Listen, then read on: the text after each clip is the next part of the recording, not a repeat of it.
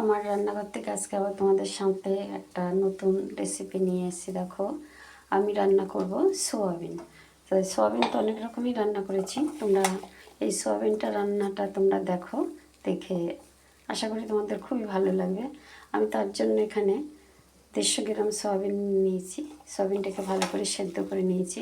দেখো কত বড় বড় হয়ে গেছে। এইবার এই সোয়াবিনটাকে আমি মিক্সি জারে দিয়ে আমি একটু করে নেব, মিক্স করে নেব। এই সয়াবিনের সাথে আমি আদা দিয়ে দেবো, একটু দুটো কাঁচা লঙ্কা দিয়ে দেবো। তোমরা দেখতে থাকো। ঠিক এরকম মিহি হয়ে করে বেটে আনতে হবে। দেখো কি সুন্দর মিহি করে বেটে এনেছে, একদম জল ছাড়া, জল দিলে হবে না। এবার আমি এটাকে ঢেলে নেব। এবার আমি এর মধ্যে নুন দিয়ে দেবো, আর আমি বড় সাইজের একটা আলু সেদ্ধ করে এটাকে মেখে রেখেছি, এটা দিয়ে দেবো।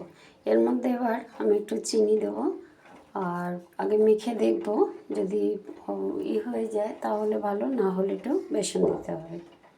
আমি একটু কালো জিরে আর সামান্য একটু হলুদ দিলাম, দিয়ে এবার এটাকে আমি খুব সুন্দর করে মেখে নেব।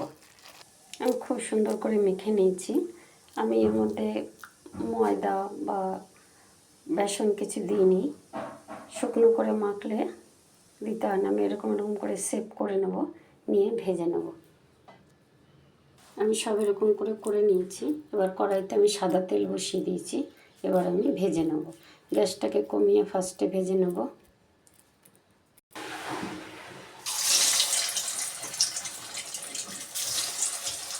এভাবে এক এক করে সব ভেজে নেব। এটা ভাজা হতে হতে আমি একটু মশলা করে নিচ্ছি। আমি এর মধ্যে বড় চামচি 2 চামচি মতন দই দিয়ে দিলাম, আর দেবো কাজু বাদাম আর কাঁচা লঙ্কা, আর দেবো আদা কুচি, শুকনো লঙ্কা, তেজপাতা আর জিরে ফোড়ন দিয়েছি। এবার আমি মশলাটা দিয়ে দেবো। মশলাটা পুরো তেল ছেড়ে দিয়েছে। এবার আমি জল দিয়ে দেবো। ঝোলটা ফুটে উঠেছে। এবার যে আমি বড়াগুলো ভেজে রেখেছি, এই বড়াগুলো দিয়ে দেবো। নিরামিষের দিনে খুব ভালো একটা খাবার, আর এটা রুটির সাথে পরোটার সাথে খাওয়া যাবে, খুব সুন্দর। তোমরা করে খেয়ে দেখো। এবার আমি একটু ফুটে উঠলেই নামিয়ে দেবো। আমি ঝোলটা একটু বেশি দিয়েছি, কেননা বড় এত ঝোলটা টেনে নেবে সয়াবিনে। সয়াবিনের নিরামিষের ঝোলটা আমার হয়ে গেছে। দেখো কত সুন্দর হয়েছে। তোমরা এরকম করে খেয়ে দেখো, আর আমার চ্যানেলটাকে সাবস্ক্রাইব করো, লাইক করো, শেয়ার করো।